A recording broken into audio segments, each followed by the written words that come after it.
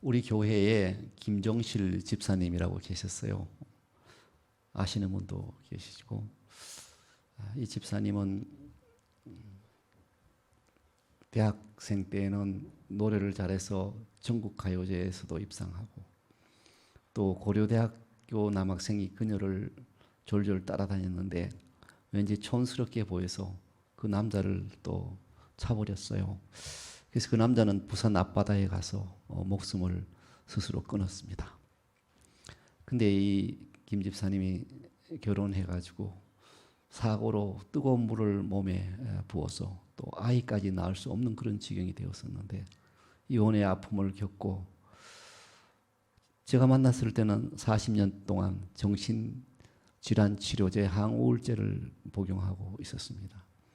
말이 어눌하고 아침이 저녁인지 저녁이 아침인지 잘 분간 못할 때가 있었습니다.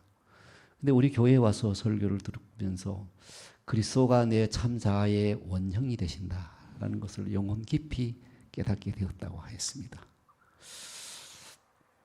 그래서 이웃에도 그녀가 찌푸렸던 얼굴이 평화롭게 되고 얼굴에서 광채가 나니까 주위 사람들이, 또 아파트 사는 옆 아저씨도 보고 놀랐다고 합니다.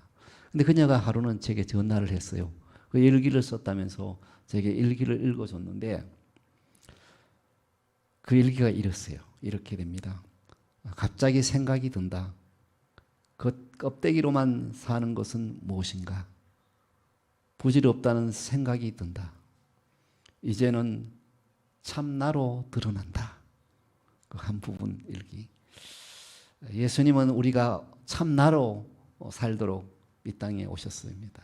그래서 십자가에서 돌아가 주시고 하나님의 진정한 자녀들이 될 수 있도록 우리를 구해 주신 것이죠. 유월절을 맞아서 예루살렘으로 예수님이 입성하셨습니다.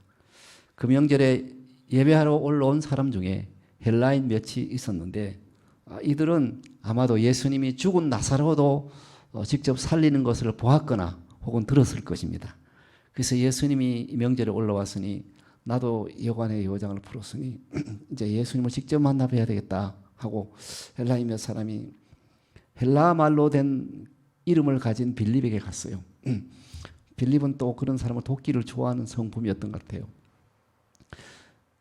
빌립에게 가서 선생님이여, 우리가 예수님 배우기를 원합니다. 그렇게 말하니까 빌립이 안드레에게 가서 이 헬라인들이 예수님 배우고자 원한다 하니까 빌립과 안드레가 같이 예수님께 가서 예수님, 헬라인들이 주님을 뵙기를 원합니다. 그렇게 말할 때 예수님께서 인자가 영광을 받을 때가 왔다. 그렇게 말씀하셨어요. 그 헬라인들은 예수님이 보기에는, 사람들이 보기에는 예수님이 초라해 보이고 아무것도 아닌 것 같았을지 몰라도 그분들이 보기에는 예수님이 대단한, 정말 무엇인가 큰 인물인 것 같고 무엇인가 중요하신 분임을 깨달았어요. 또 하나님께서 헬라인들을 예수님께 보내신 목적도 우리 구주 구속주에게 앞으로 영광이 임할 것을 보여주시기 위해서 그래요. 그의 복음이 땅끝까지, 헬라뿐 아니라 땅끝까지 전해지고 이방인에게 전해지고 새벽별이 뜨고 온 인류가 구원되는 그러한 그 빛을 이미 보여주시기 위해서 하나님께서 헬라인들을 보내주셨던 것으로 생각이 됩니다. 선생이여, 우리가 예수를 배우고자 하나이다. 여러분, 우리는 지금도 예수님을 배울 수가 있습니다. 지금도 예수님을 만날 수가 있습니다. 그는 지금도 우리 안에 계시고 우리의 영이 깨어 있으면 그리스도의 영 안에서 그를 뵐 수 있습니다. 만일 우리가 주님을 만나본다면 그는 거룩하시고 거룩합니다. 악하고 더러운 영들의 지배를 받는 이단들은 음란하지만 그는 거룩하고 거룩하신 분이십니다. 그는 성육신 하셔서 천국 복음을 전하시고 또 영육간의 병들고 눌린 자를 치료하고 자유케 해주셨습니다. 그리고 그분은 이 땅에서는 아무것도 소유하지 않으셨습니다. 차도 없고 집도 없고 아마 지갑도 없으실 것 같아요. 누가 만들어줬지 않으면. 인자는 머리 들 곳도 없다고 하셨습니다. 그의 먼지 묻은 신발과 그의 옷은 땀에 젖어 땀이 배어서 냄새가 지독하게 났을 것입니다. 그렇지만 그는 아버지 하나님을 목숨을 다해 사랑하고 그리고 사람들을 얼마나 사랑하셨는지 그들을 고치고 하루 종일 고쳐주시고 천국 복음을 전하시고 가르쳐주시고 저에게는 아버지께 고독하지만 밤새껏 살이나 들여서 아버지와 대면하여 기도하셨던 분이셨어요. 그래서 우리가 예수님을 본다면 여러분 무엇을 보기 원하십니까? 예수님은 아버지 뜻을 따라 순종하여 십자가에서 피 흘려 죽으셨습니다. 그리고 부활하셨습니다. 부활하신 그리스도는 말씀 안에서 때로는 기도 중 환상으로도 저에게 나타나 주셨고 또 우리는 우리와 항상 함께 하시는 그리스도를 삶의 현장에서도 체험합니다. 갑자기 기도할 때 갑자기 주의 성령이 막 임하는 거 있잖아요. 주의 영이 임하고 그리고 우리 삶에 하나님이 내 삶에 개입하셨다. 그것을 말씀과 성령 안에서 확증받게 되는 것입니다. 지금은 그리스도께서 하늘에 계시니 우리가 주를 뵙기 원하면 유비쿼터스란 말이 있듯이 언제 어디서나 아우리치 되듯이 전파가 우리는 언제 어디서나 주님을 이제는 만날 수 있습니다. 실제 그가 우리를 만나보고 싶어 해요. 수고하고 무거운 짐진 자들아 다 내게로 오라 내가 너희를 쉬게 하리라. 손짓해요. 집 나간 탕자가 돌아오기를 기다리는 아버지의 심정으로 밤새껏 못 열어놓으시고 내 집 나간 자식이 언제 돌아오나 기다리는 그 심정으로 우리를 애타게 기다리시는 우리 주님이십니다. 그리고 우리의 마음의 문을 두드리십니다. 볼지어다 내가 문 밖에 서서 두드리노니 누구든지 내 음성을 듣고 문을 열면 내가 그에게로 들어가 그로 더불어 먹고 그는 나로 더불어 먹으리라고 말씀하셨습니다. 그의 음성을 듣고 그를 영접하는 자는 하나님의 자녀가 되는 권세를 받습니다. 그를 만날 때 생명이 약동하고 그를 만날 때 죽은 것 같은 자신도 나사로같이 죽은 것 같은 사람도 살아나는 역사가 있는 것입니다. 그리고 그를 만날 때 슬픔이 변하여 기쁨이 되고 그를 만날 때 하는 변의 영광이 되고 그를 만날 때 영원한 생명을 받아 누리고 그를 만나 뵐 때 우리는 그와 같은 형상을 점점 이루어가고 있는 것입니다. 그를 만날 때 우리는 참된 나로 드러나고 그를 따르고 섬길 때 우리는 세상에서 하나님의 자녀로 나타나는 것입니다. 주를 위해 자기를 버리는 자는 영원한 자신을 찾습니다. 이 잠자는 내가 살라 내가 사나 내가 아닌 그리스도가 내 안에 산다라고 고백하게 됩니다. 그리스도를 알고자 하는 사람들, 뵙고자 하는 자들은 적극적으로 그리스도를 만나기 위해서 그것을 찾아야 합니다. 불쌍한 영혼들이 그리스도를 만날 수 있도록 서로에게 도움을 청해야 합니다. 선생이여 우리가 예수를 배우고자 하나이다. 우리가 오늘 예배를 드리지만 예배 드리는 목적도 예수님을 배우고자 하는 그 목적이 되어야 하는 것입니다. 주일날 교회에 올 때도 예수님을 사모하고 그의 얼굴을 그리며 내가 오늘 예배 시간에 주님을 배워야지 하는 그런 간절한 마음으로 오시기를 바랍니다. 우리의 예배에 드리는 목적이 말씀 안에서 그를 뵙고 그를 높이고 그와 사귀며 그를 영화롭게 하는 것이 되어야 하는 것입니다. 예수님만이 우리에게 참 생명, 영원한 생명을 내려주십니다. 그가 우리의 생명입니다. 우리는 그와 상호 관계 안에 언제나 존재하는데요. 요한 셰플러는 다음과 같이 말했습니다. 하나님은 당신 안에서 태어나야 한다. 그리스도가 베들레헴에서 천번을 태어난다고 해도 아직 당신 안에서 태어나지 않았다면 당신은 여전히 잃어버린 상태다라고 말했습니다. 외적인 것은 도움이 안 된다. 골고다 십자가가 당신 안에 세워지지 않는 한 그 십자가는 당신을 죄에서 구원할 수 없다. 죽은 자 가운데서 살아나라. 당신이 죄와 사망에 묶여 있는 한 그리스도의 부활은 당신에게 도움이 안 된다라고 말했습니다. 이러한 새 생명은 우리가 예수님을 믿음으로 만날 때 받는 것입니다. 두 번째, 우리의 영원한 생명은 세상에 속한 자아를 미워할 때 거듭날 수 있습니다. 예수님은 자연의 이치를 들어서 이렇게 말씀했어요. 내가 진실로 너희에게 이르노니 진실로도 한 번 말씀하신 것이 아니고 진실로 너희에게 이르노니 한 알의 밀이 땅에 떨어져 죽지 아니하면 한 알 그대로 있고 죽으면 많은 열매를 맺는다고 했어요.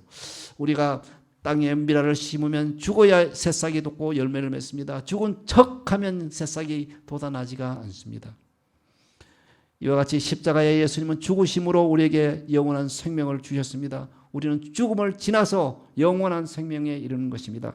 우리의 옛사람도 죽어야 새사람이 살아나는 것입니다. 자기 생명을 사랑하는 자는 잃어버릴 것이요 자기의 생명을 미워하는 자는 영생하도록 보존하리라 하셨는데, 여기서 앞에 나오는 자기의 생명 부식해는 일상적인 목숨, 또 인격의 내적 자아를 뜻합니다. 여기 나오는 생명은 그의 자신이라고 어떤 성경은 번역하였습니다. 그런데 뒤에 나오는 영생하는 생명은 본질적인 생명 그 자체요, 또 하나님과 그리스도로부터 나온 영원한 생명이요 우리의 참자 true self입니다. 뒤에 나오는 생명은 조엔, 영원한 생명인 것이죠. 그래서 앞에 나오는 생명은 인간의 일상적인 생명과 자아를 뜻합니다. 그것이 없으면 슬프고 그것이 없으면 괴롭고 그것이 없으면 불행해질 것 같은 이 땅에 필요한 어떤 정신과 물질과 이런 목숨, 이걸 다 포함하는 거죠. 근데 이것은 예수님 없는 삶이에요. 하나님을 떠나서 사는 삶을 현재 말하는 거예요. 술에 찌들리고 마약에 찌들리고 세상에 찌들리고 인터넷에 찌들리고 이 모든 것들, 이게 이 세상에 속한 생명이에요. 이런 생명을 미워하면은 하나님이 주시는 예수님으로부터 나오는 영원한 생명, 우리의 본질적인 생명 그 자체를 너는 누리게 된다고 말씀하신 것입니다. 근데 그걸 어떻게 해요? 이 세상에 속한 생명을 미워할 때, 우리가 하나님께 속한 생명, 그리스도께 속한 생명, 주님과 함께하는 삶을 우선적으로 둘 때 거짓 자아는 사라지고 참 자아로 살아나게 되는 것입니다. 또한 죄를 짓는 그런 삶에서 벗어나는 것이죠. 여러분, 하나님을 알 때 하나님의 영화롭게도 아니하고 감사치도 아니하고 오히려 그 생각이 허망하여지고 미련한 마음이 어두워지는 것을 경계해야 되는 것입니다. 이러한 목숨을 구하고자 하면 이럴 것이요, 그리스도를 위해서 내가 하나님 없는 삶, 세상에서 낙을 두는 삶을 잃어버리고자 내가 결심하고 그걸 잃어버린다면 하나님이 주시는 복된 삶, 영원한 생명, 이 땅에서도 참으로 행복한 삶을 주신다는 거예요. 세상 살아가는데 꼭 필요해 보이는 목숨을 하나님께 속한 영원한 생명에 복종시킬 때 우리는 우리의 생명을 영생하도록 보존하는 것입니다. 자기의 목숨을 사랑하는 자는 실제로 그것을 파괴하고 잃어버릴 것입니다.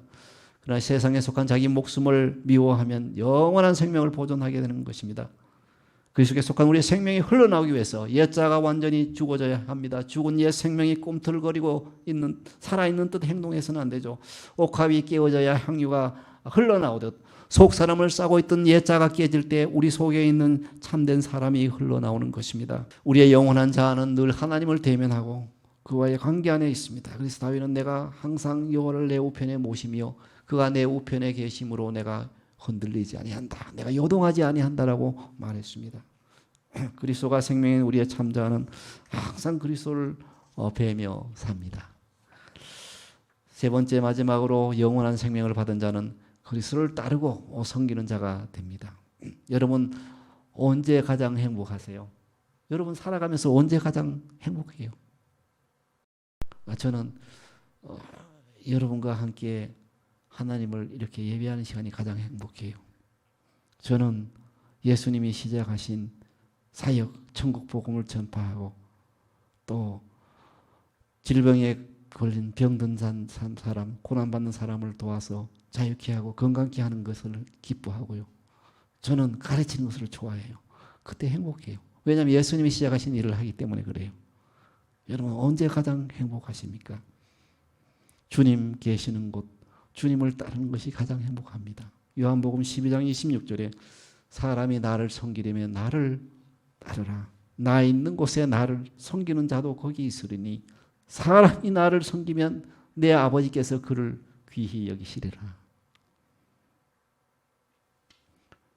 종들은 주님이 가시는 곳마다 수행하게 됩니다. 사람이 나를 섬기려면 나를 따르라 하셨습니다. 우리는 주가 말씀하시는 일들을 행해야 됩니다. 그리스도를 본받는 자가 되어야 합니다.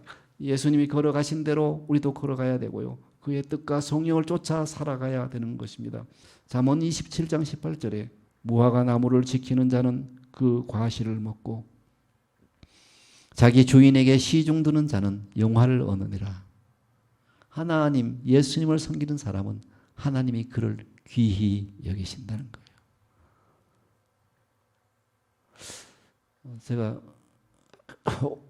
항공학교에서 교관으로 있을 때 장교들을 가르치는 그런 교관인데 한 번은 권정길이라고 육사 30 몇 기예요. 뭐 학생들이 한 3, 40명 되는데 이 학생이 내 마음에 어떤 귀히 여김을 받는 학생이었어요.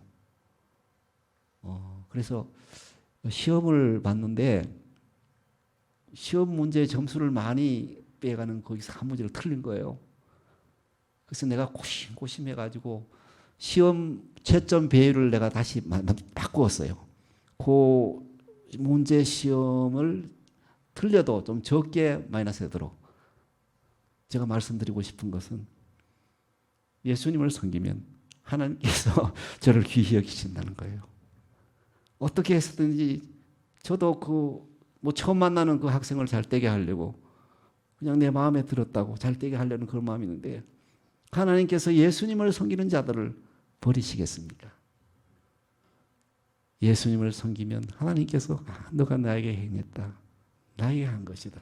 내가 너를 귀히 여기리라. 내가 너를 꼭 지켜주리라. 끝내 승리하게 하리라.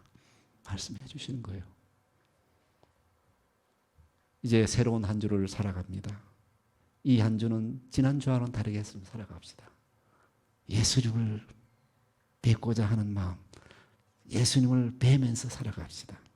주의 얼굴을 뵈면서 살아갑시다. 우리가 뵙는 것이 세상에 보이는 것만 뵙는다면 이거 다 없어질 거예요. 영원히 보이지 않는 하나님의 얼굴을 뵙는다면 우리도 그와 같은 형상으로 변해서 영원한 생명으로 살아가는 것이죠. 어떤 어려움과 문제가 있을지라도 주님을 뵈며 그걸 가지고 나가는 거예요. 주님이 이런 계획이 있고 이러한 문제가 있는데 잘 되게 해주세요. 고쳐주시고 해결해 주시고 형통케 해주세요. 기도하면 주님께서 들어주지 않겠어요.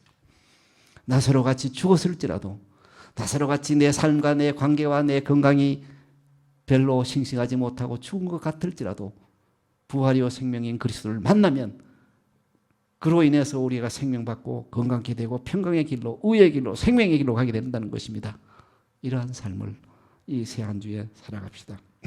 세상에 붙은 옛 자아는 죽고 주님이 주시는 영원한 생명을 받아 누리며 살아갑시다. 그리고 매일 무엇을 하든지 그 마음은 그리스도를 따르고 그리스도를 생각하고 그를 사랑합시다. 그리하면 하나님께 귀중히 여김을 받을 것입니다.